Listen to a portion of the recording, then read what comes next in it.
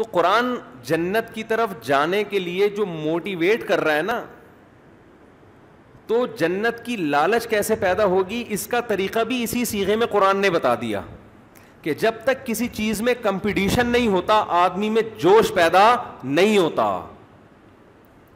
دیکھو یہ جو آج دولت کے پیچھے بھاگ رہے ہیں, یہ اس لیے نہیں کہ ہماری ضرورتیں پوری نہیں ہو رہی, ضرورت تو اتنی نہیں ہے جتنا کمانے کی فکر کی جا رہی ہے. کیا پہن لے گا, کون سی گاڑی میں سفر کر لے گا. ہمارے سیاست دانوں کے پاس جتنی دولت ہے تو مجھے بتاؤ کیا کھاتے وہ ہم سے اچھا ہے کیا؟ یہی کھا رہے ہیں, یہی پہن رہے ہیں, زیادہ سے زیادہ کون سی گاڑی میں گھوم لیں گے تو کتنی لگژری ہوگی وہ. لیکن پھر بھی ہوس کیوں ہوتی ہے مقابلے میں. ہمارے ایک دوست نے ایک واقعہ سنایا, ایک عیسائی آدمی تھا کراچی کا, بہت بڑا تاجر, کیونکہ عیسائی تھا ظاہر اب مذہب تو ختم ہی ہو گیا ہے, ایتھیسٹ ہی بن چکے ہیں تقریباً. تو اس کو کوئی ایسی بیماری ہو گئی کہ ڈاکٹروں نے کہہ دیا اب ان کا انا للہ ہونے والا ہے. تو موت سے چند دن پہلے اس نے اپنے دوستوں کو بلایا. یہ ہے کمپٹیشن کو سمجھانے کے لیے میں بتا رہا ہوں آپ. اس نے اپنے دوستوں سے کہا کہ یار یہ پیسہ ہے, ڈیفینس میں میرے لیے 1000 گز کا ایک لگژری سا بنگلہ خریدو. بھائی کیا ہو گیا بھائی, تو اب مرنے لگا ہے, تھوڑے دن میں تیری موت واقع ہو جائے گی, ڈیفینس میں تو لگژری سا ایک بنگلہ خریدنا چاہ رہا ہے, کیوں بھائی؟ تو اس نے کہا کہ میرے جو دوست تھے نا غریب, جن کی 2 ٹکوں کی ویلیو نہیں تھی, آج انہوں نے بڑے بڑے گھر بنا لیے ہیں. میں چاہتا ہوں کہ میں جب مروں تو میرا جنازہ کسی بڑے گھر سے اٹھے, تاکہ یہ جو 2 ٹکے کے لوگ ہیں جو آج اتنے بڑے بڑے گھر بنا کے بیٹھے ہوئے ہیں یہ مجھ پہ فخر نہ کر سکیں. سمجھتے ہیں بات کو؟ اب بتاؤ مرتے ہوئے آدمی کو 1000 گز کے بنگلے کی ضرورت ہے؟ نہیں ہے تو بولو نہیں ہے, تھوڑا منہ ہلا دو. تو رمضان بھی ختم ہو گیا, نہیں ہے نا. لیکن کیا ہے کمپٹیشن کہ یار 2 ٹکے کے آدمی جو میرے سامنے سائیکل چلایا کرتے تھے آج وہ 500 گز کے بنگلے میں رہ رہے ہیں, تو کچھ میری بھی تو کوئی اوقات ہے نا. میں ادھر مروں گا, میں نے تو بنایا نہیں اب تک گھر, بزنس میں لگاتا رہا ہوں, فوری طور پر میرے لیے 1000 گز کا بنگلہ تعمیر کیا جائے. یہ فالتو کام کس میں ہو رہا ہے؟ صرف کمپٹیشن. یہ انسان کی نیچر ہے, یہ انسان کی فطرت. دیکھو بچوں کو آپ کسی بچے کو بولو بھاگو, وہ نہیں بھاگے گا. لیکن 2 بچوں کو ریس لگواؤ, وہ ایسا بھاگے گا نا, ہو سکتا ہے کلا بازی کھا کے گر جائے, وہ دوسرے سے آگے نکلنے کی کوشش میں بھاگے گا. پوری دنیا اسی کمپٹیشن پہ ہی چل رہی ہے, تقابل پہ ہی چل رہی ہے. تبھی قرآن نے یہ نہیں کہا کہ جنت کی طرف دوڑو, قرآن نے کہا ایک دوسرے سے دوڑ میں مقابلہ کرو. اب ہوتا کیا ہے, دنیا میں دوڑ کے بہت سارے میدان ہیں, آپ نے دوڑنا, یہ تو نیچر ہے. جب تک آپ کسی سے مقابلے میں نہیں دوڑو گے تو آپ کی دم میں آگ نہیں لگے. دم میں آگ والے تو پرانا ہو گیا, کچھ نئے لوگ بھی آ جاتے ہیں نا, تو ان کے لیے جلدی جلدی سنا. اب جو میں بار بار جو چیزیں سناتا ہوں وہ میں فارورڈ کر کے سناتا ہوں, سوائے شادیوں کے, وہ میں اسی اسٹائل سے تجوید کے ساتھ, ٹھیک ہے نا. یہ جو بعض چیزیں ہیں نا میں بہت جلدی اسپیڈ سے سنا دیتا ہوں. تو یہ ایک اشکال ہو سکتا تھا نا کہ وہ تو پورے توجہ کے ساتھ ایکسپریشن کے ساتھ, تو میں اعتراف کر رہا ہوں توجہ کے ساتھ میں تو آنے دینا, اتنا تو اس پہ کلپ نہیں بن سکتا اتنی سی بات پہ, ٹھیک ہے نا. تو دوڑ کے نا مختلف میدان ہیں.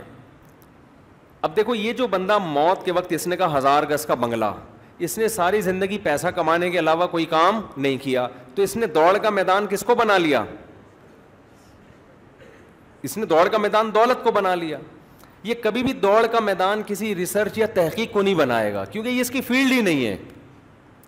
اس کو اس پہ حسرت نہیں ہوگی کہ فلاں میرا 2 ٹکے کا آدمی اتنا بڑا ڈاکٹر کیوں بن گیا. تو بن گیا بھائی, ہماری یہ فیلڈ ہی نہیں ہے. ہم نے اس چیز کو دوڑ کا میدان بنایا ہی نہیں. اس کو مجھ پر یہ اعتراض بھی نہیں ہوگا مولوی نے اتنی شادیاں کیوں کر لیں, کیا خیال ہے؟ کیونکہ اس کا یہ دوڑ کا میدان, وہ کہا بھائی جتنی مرضی کر, ہمارے یہاں تو ایک کا سسٹم چل رہا ہے. مثال تو دی جا سکتی ہے نا. اس سے پتہ ہوتا کیا, میں دیکھتا ہوں جب بھی کوئی آتے ہیں ایک دم آپ کھلکھلا جاتے ہیں, جیسے کسی نے نیمبو چٹا دیا ہو, ٹھیک ہے, سستی دور ہو جاتی ہے آپ لوگوں کی. تو دوڑ کے لیے بہت سارے میدان. باڈی بلڈر جو دوڑ کا میدان بناتے ہیں وہ کس کو, فزیکل فٹنس کو, مسلس کو, وہ دکھا رہے ہوتے ہیں میرا اتنا بڑا اسپیڈ بریکر ہے. وہ کہتے ہیں ہم نے تو پورا K2 کا پہاڑ پالا ہوا ہے یہاں پہ. وہ کہہ رہے دیکھو یہ ماؤنٹ ایوریسٹ, اس پہ کوئی چڑھ کے نہیں دکھا سکتا. ان کے مقابلے کس میں ہو رہے ہیں, یہ جو دوڑنے کا مقابلہ کر رہے ہیں, وہ دوڑنے کا مقابلے میں کہ کون پہلے اس لائن کو کراس کرے گا, کوئی کار ریسنگ کے مقابلے میں, کوئی کرکٹ کے مقابلے میں, یہ اتنا بڑا پلیئر, لوگ مقابلہ کر رہے ہوتے ہیں نا یار وہ اچھا بیٹسمین ہے یا اس سے زیادہ اچھا بیٹسمین تو وہ ہے. اب بیٹسمین کو اس سے کوئی غرض نہیں کہ کوئی سائنسدان خلا میں پہنچائے یا چاند پہ پہنچائے. وہ کہہ رہے یہ میری فیلڈ ہے ہی نہیں. اس کو نہ اس سے جیلسی ہوگی, نہ حسد ہوگا, نہ رشک آئے گا اس کے اوپر کہ ہائے کتنا عظیم سائنسدان. وہ کہے گا وہ یار وہ کتنا عظیم بیٹسمین نے آخری بال پہ چھکا مار دیا اور ہم پہلی بال پہ آؤٹ ہو گئے. تو ہر آدمی کا ایک میدان ہوتا ہے, اس میں وہ مقابلہ کرتا ہے, اس کے علاوہ میدان کی اس کو پرواہ نہیں ہوتی. اور وہ میدان ہر آدمی خود سلیکٹ کرتا ہے اپنی, جب زندگی کا کہ کیریئر کا آغاز کرتا ہے نا, اس میں کس میدان میں دوڑنا ہے یہ سلیکشن انسان کی خود سے ہوتی ہے. آپ نے میٹرک کرنے کے بعد اگر آپ ایف ایس سی کیا اور ایف ایس سی کے بعد آپ کا ارادہ ہے میڈیکل کالج میں جانے کا, تو آپ دوڑ کا میدان خود سلیکٹ کر رہے ہو کہ میں نے میڈیکل کی فیلڈ میں دوسرے ڈاکٹروں سے آگے نکلنا ہے. یہ خود سلیکٹ کر رہے ہو نا آپ. آپ اگر اکاؤنٹس کی فیلڈ میں جا رہے ہو تو اب آپ کو ڈاکٹروں کے آگے بڑھنے سے کوئی تکلیف بولو نہیں ہوگی. اللہ ہمیں بتا رہے کہ ان میدانوں میں سے کوئی میدان بھی اس قابل نہیں ہے کہ اس کو دوڑ کا میدان بنایا جائے, مقابلے کا میدان بنایا جائے, کیونکہ ان مقابلوں میں آپ جیتنے کے بعد بھی ناکام اور ناکام ہونے کے بعد تو ویسے ہی ناکام. آپ بہت اچھے ڈاکٹر بن گئے تو مرو گے تو ختم نا, اور کوئی اچھا نہیں بنا تو مر کے کیا ہو گیا, وہ بھی ختم. تو مٹی ہو کے کیا ہو گئے, ختم. تو اصل میدان آپ نے کس کو بنانا ہے, قرآن کہہ رہا ہے آخرت کو. اب آپ پوچھ سکتے ہیں کہ اللہ میڈیکل سائنس کا میدان تو ہمیں نظر آتا ہے, یہ والا میدان ہے بھائی, ہم نے ڈاکٹر بننا ہے فلاں سے بھی آگے نکل جانا ہے, ہم نے حکیم بننا ہے تو فلاں سے بھی کو بھی کراس کر دینا ہے, ہم نے باڈی بلڈر بننا ہے تو وہ ایک ہے جو جس کے اسپیڈ بریکر بہت بڑے بڑے بن چکے ہیں تو ہم K2 کی پہاڑیاں بنا لیں گے. تو یہاں تو میدان سمجھ میں آتا ہے نا. کیا ہو گیا, تو آخرت کا میدان کون سا میدان ہے بھائی؟ اگر ہے تو اللہ ہمیں بتا دے تو ہم چاہو اس میں آگے جائیں گے. تو اللہ نے بتایا کہ وہ میدان کوئی سلیکٹڈ میدان نہیں ہے, انہی میدانوں میں سے کسی بھی میدان کو سلیکٹ کرو اور نیت کیا کر لو, آخرت کی. تو وہ کون سا میدان بن جائے گا, بولتے کیوں نہیں, آخرت بن جائے. اتنی سی بات ہے جو پبلک کی سمجھ میں نہیں آ رہی. یہ قرآن کہہ رہا ہے, یہ پبلک کی سمجھ میں آ نہیں رہی. اتنی سی بات کتنا آسان کر دیا بھائی. اس کا فائدہ یہ ہوگا کہ آپ ہار بھی گئے تو اللہ کی نظر میں جیت گئے, سمجھتے ہو نا. دوسرا فائدہ یہ ہوگا آپ کبھی غلط چیز کو ہدف نہیں بناؤ گے. مثال کے طور فلم انڈسٹری میں آپ اللہ کے لیے آگے بڑھنے کی کوشش نہیں کرو گے کہ یار وہ اتنا بڑا ہیرو بن گیا تو میں جنت کے حصول کے لیے اس سے بھی بڑا ہیرو بن کے دکھاؤں گا. تو بھائی ہیرو بننے سے اللہ خوش, ڈاکٹر بننے سے تو ہو جائے گا کہ تو لوگوں کی زندگیاں بچائے گا, ہیرو بننے سے اللہ خوش نہیں ہوگا. ہم جب بچے تھے ٹی وی دیکھتے تھے نا تو بڑے بڑے فلم اسٹار آ کے بتا رہے تھے اللہ کا بڑا فضل ہے کہ اللہ نے مجھے اس مقام تک پہنچایا. ہم لوگ اب تبلیغ والوں سے کچھ اور سنتے تھے کہ ٹی وی دیکھنا حرام ہے, فلموں میں جانا حرام ہے. ہم کہتے تھے یار یہ عجیب قسم کا آدمی, ایک تو گناہ بھی کر رہا ہے, ہمیں بھی گناہ گار کر رہا ہے.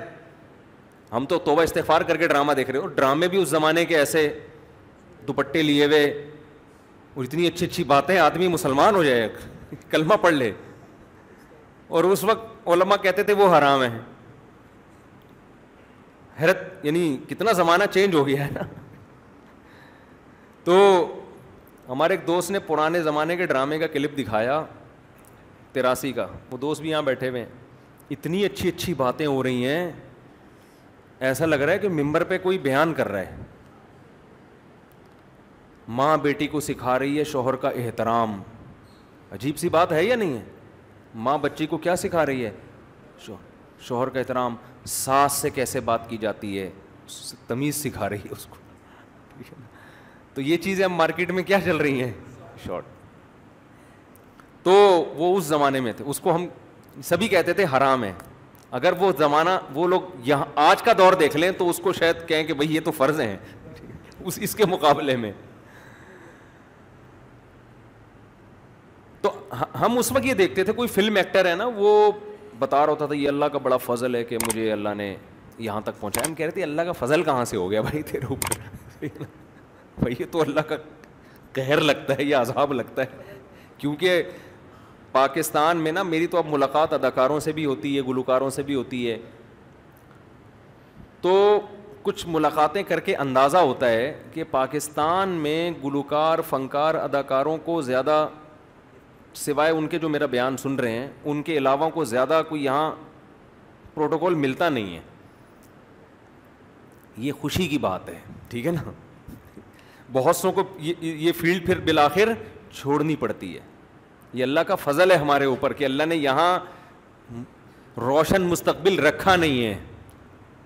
اور یاد رکھو اس کی ایک پازیٹیو وجہ بھی ہے کہ مسلمان برائی میں اتنا آگے جا نہیں سکتا, کیونکہ لمٹ ہوتی ہے اس کی, وہ نہیں جا سکتا. اس کے لیے بہت کچھ الٹا سیدھا کرنا پڑتا ہے, وہ نہیں کر پاتا. کچھ کر بھی لیتے ہیں. تو جب آپ آخرت کو میدان بناؤ گے تو آپ سب سے پہلے ایسے راستے کو کبھی سیلیکٹ کرو گے ہی نہیں جس سے آخرت کا فائدے کے بجائے نقصان ہو رہا ہے.